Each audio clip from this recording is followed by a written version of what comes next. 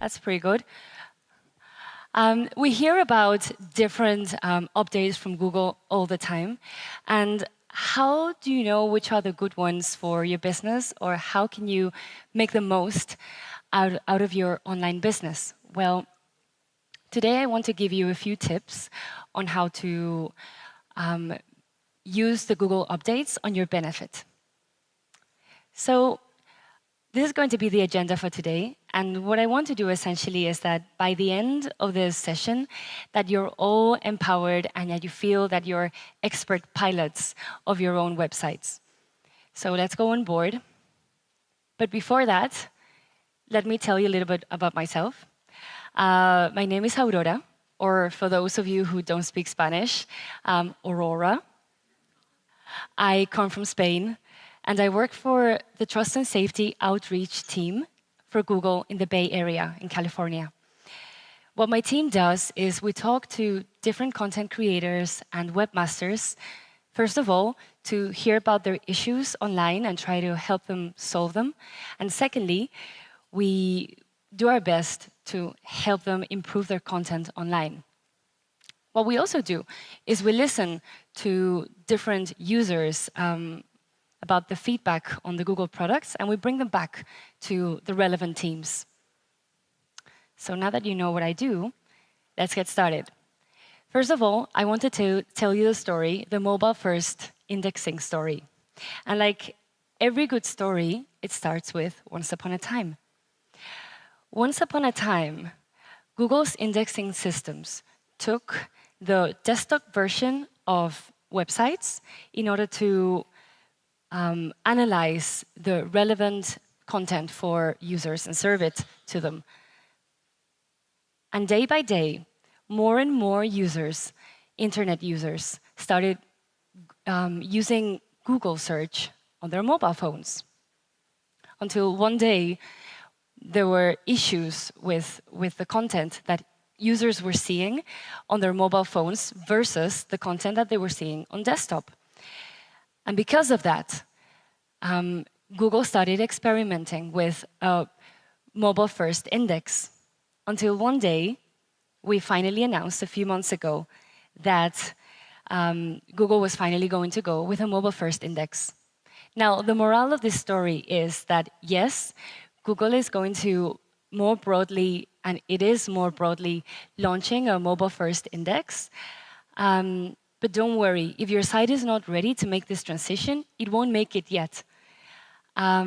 It's also important to know that there's only one index, and this index is the same for websites, for apps. The only difference is that now that index will be taking the mobile content that is being served to mobile users instead of the desktop one. Also, it's important to know that being inside the mobile-first index, doing the transition, those sites do not have any ranking advantage. Simply, and also, not only they don't have a ranking advantage, but mobile-first index is a separate thing. It's assessed in a different way than mobile friendliness. And talking about mobile friendliness, it is important that because more and more users are moving to mobile, we take into account how our mobile sites are being seen. Speed is a very important thing here, and as you probably have read, speed is now a ranking factor on mobile. So make sure that you're serving your users content that is loading properly on mobile. As you know, users on mobile are on the go. They don't have a lot of time to wait around for a site to load. And also, sites on mobile tend to load slower, so bear those things in mind. It is also a great way of knowing whether your site is, how your site is doing on mobile, is checking out this tool here. It's the mobile friendly test. And if you haven't used it yet, I really recommend that you do, that you go in and add your link, and you'll see how Google is seeing your mobile site, and it will give you tips on how to improve it. Okay. So when you have a mobile site, you have to consider a few things. For example, what is my configuration like on mobile?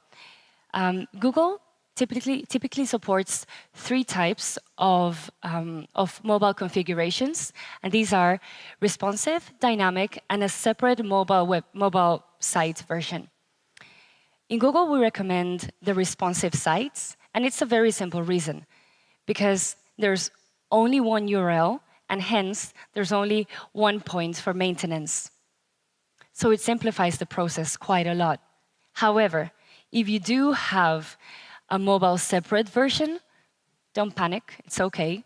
Not only we will eventually index your mobile site, but we recommend that you take into account a couple of factors. First of all, content parity. Make sure that whatever you have on desktop is also replicated on mobile. You want your mobile users to have good content as well. And also make sure that the metadata is present. So titles, descriptions, that all of that is there. Now that you know a little bit more about the mobile-first index story, let's talk about how to control your site. Just like a pilot controls everything inside the aircraft, inside the cockpit, you can control everything about your site on Search Console. And so that I get a little bit of a sense check in the room, who here uses Search Console? Okay, quite a few of you, but not everyone that I was hoping for. So if you don't know about Search Console and you have an online presence, please make sure to check this out. Search Console, as the users here might know, is a fantastic tool in which you can monitor all of the activity from your website. And what is this activity? You can control how your site is doing in terms of crawling, indexing, ranking.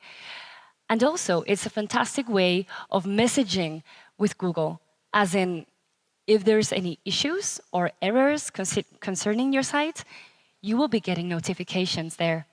So, especially in terms of security, it's super important that you're there in Search Console. And how do you use Search Console? Well, it's really easy. You simply have to verify your ownership of the property. And if you're doing this on behalf of others, make sure that you make it easy for other users to verify the ownership too. Now, this year has been very, very important for Search Console because it has undergone a major facelift. And this is in terms of a new UX, in terms of the data that is offering users, and most importantly, it is now mobile friendly. So we're kind of mirroring the trends as well there. This is how the new Search Console looks like. And how can you benefit from the new features? Well, there are extended reports on index coverage status, for example.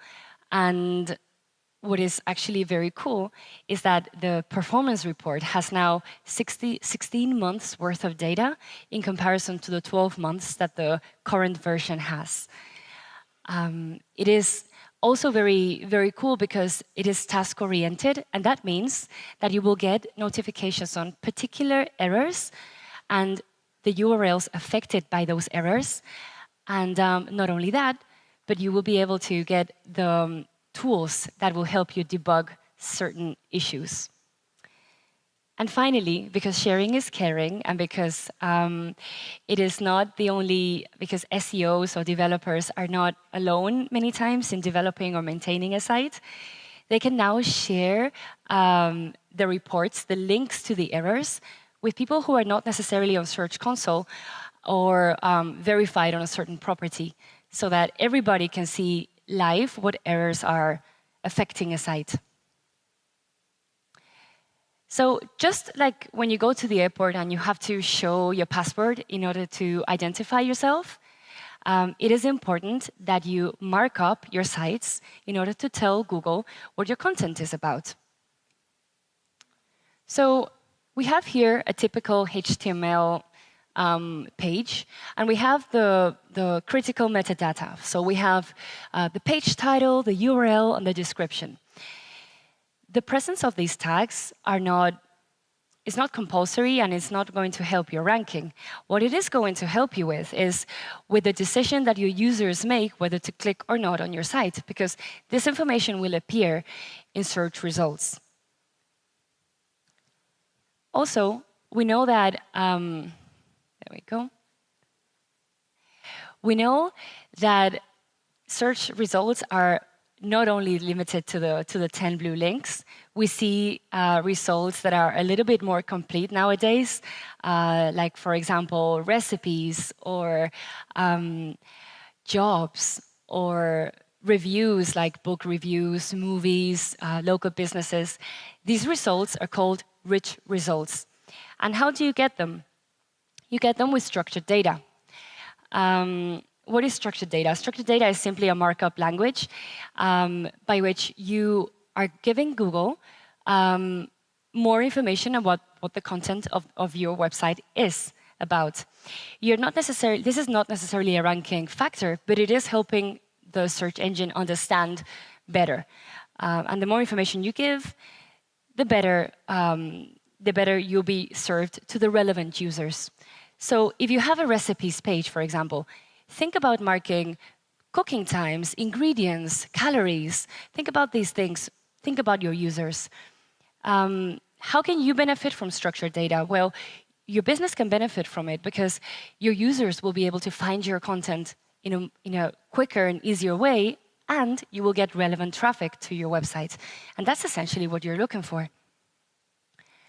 And how do you know if your structured data is correct? Well, you can use the structured data testing tool, which is a fantastic tool to know if you're doing it right. And if you're doing it wrong, it'll show you warnings, it'll show you errors, and it'll show you exactly where in the code these errors are so that you can change them in a quicker way.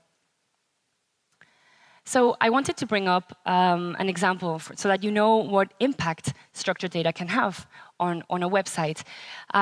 We recently started working with Eventbrite, which is an online events site that most of you here have probably used at least once.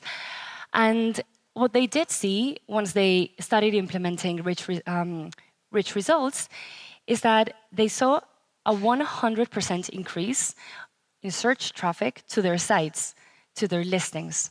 So it can really benefit your online business. And just like when you're in an aircraft and it's about to take off, you fasten your seatbelt. It is important that you think about web security and think about protecting your business online, even before making an appearance online. This is the logo for Google My Business. Do we have any Google My Business users today? Okay, so some of you here might know what I'm talking about. Google My Business is a Google product that allows local businesses to include their information on listings and to be found in an easier way by users. It is very easy to update your information there and to add it. And most importantly, this is a free product. And let me say this again. This is a free product. Unfortunately, there are many users out there, there are many agents out there who are trying to take advantage of local businesses, and they will try to scam them. And how does this look like? Well, as you can see here, that you might be contacted by some of these third parties, and they might tell you, for example, that they're going to remove your listing unless you pay them money. Now, you should know that this is all organic results, and there's no money involved. So no matter how much money they say you need to pay, this is not possible. If someone claims that they can, for example, boost your ranking, this is probably a scam. Don't fall for a scam. It's going to really hurt your business. So they might redirect your users to your competitors. They might change your titles or reply to user reviews without you knowing. So be careful. I don't want to frighten you, but just be aware that these things are happening. So how do you protect yourself from these scams? First of all, very important is that you, one, verify you claim your business on Google My Business. Secondly, check out the Google Safety Center where you get more information about this. Thirdly, if you do get contacted by a Google specialist or someone calling you on behalf of Google, verify their identity. And how can you do this? Well, very simple. Ask them to send you an email. Only Google employees have @google.com email addresses. So it will be very easy for you to know whether the person that has contacted you really works for Google or doesn't. And third and fourthly, if you actually do come across a scammer, report them. We recently launched this tool by which you can report those third-party scammers. And the more information you give us, the more we will be able to investigate and act upon those scammers. We have actually updated our terms of use in this sense. And we're currently able to act quickly on these third-party agencies. And we're already doing it. So by all means, if you're a victim of a scam or you have a suspicion that they're trying to scam you, we have your back. And not only you have to protect your business on Google My Business, but think about web security. Usually, and unfortunately, people think about web security when it's too late, when you've already been hacked, when you're in panic. And we want to prevent this because recovering from a hack is a very hard and complicated process in every way. So we want you to be able to prevent this as much as possible. And how do you do this? Well, think about these 6 blocks as blocks that work together and that are not necessarily exclusive, like you don't just pick one, but you work with all of them at the same time. And what are these blocks about? Well, first of all, a safer login, a 2-step verification. 2-step verification is very simple. First of all, you log in into your account with a strong and unique password. And secondly, you add another layer of protection, of security, by getting codes on your Google Authenticator app, or by getting a security key, an external security key. There's many different ways in which you can do this 2-step verification, but definitely it makes it more difficult for hackers to access your account if you have that extra layer of protection. Secondly, keep your systems up to date. What does this mean? Well, if there are new updates in the software you're using to run your site or the plugins you're using, make sure that you make that transition quickly, because hackers take advantage of these system vulnerabilities in order to hack. So don't let them, just update. And if there's an option to update in an automatic way, enroll yourself there so that you don't have to remember. Implement HTTPS. It is important to encrypt the communications between your users and your website. So just do it. Just implement HTTPS. There's no more reasoning to that. Also, you might have noticed that this summer, Chrome has started to mark HTTP websites as not secure. You don't want your website to be marked as not secure. So go ahead and do it. All of those myths that certificates are expensive or it's difficult to implement, not anymore. If you have heard about Let's Encrypt, there are free certificates, and it's much easier to implement HTTPS than it was back in the day. Also, verify your site in Search Console. I was mentioning it before. It is a fantastic way for Google to let you know if your site has been hacked. Now, if you're not on Search Console and there's a security issue on your site, we cannot tell you. We can't tell you, hey, you're a victim of a Japanese hack. We can't tell you. There's no way we can contact you. So it is good that you verify the site in Search Console. Also, have a backup. Like, if if your site does get compromised, make sure that you're back up and running as soon as possible by having a backup of your site. And finally, if you're working with other people in your organization or in your agency, make sure that everybody is on the same page. Because if somebody isn't, then they might be the weak link for your company to get hacked. Okay, so I hope everybody is still with me, and that now you feel a little bit more empowered to understand how you can benefit from Google's updates. So these are the takeaways for today. First of all, be mobile ready for your users. Secondly, control your site through verifying your ownership on Search Console. Thirdly, tell Google more about your site by implementing structured data. And fourthly, take care of your business and of your web security by avoiding scams and protecting your site. Thank you very much.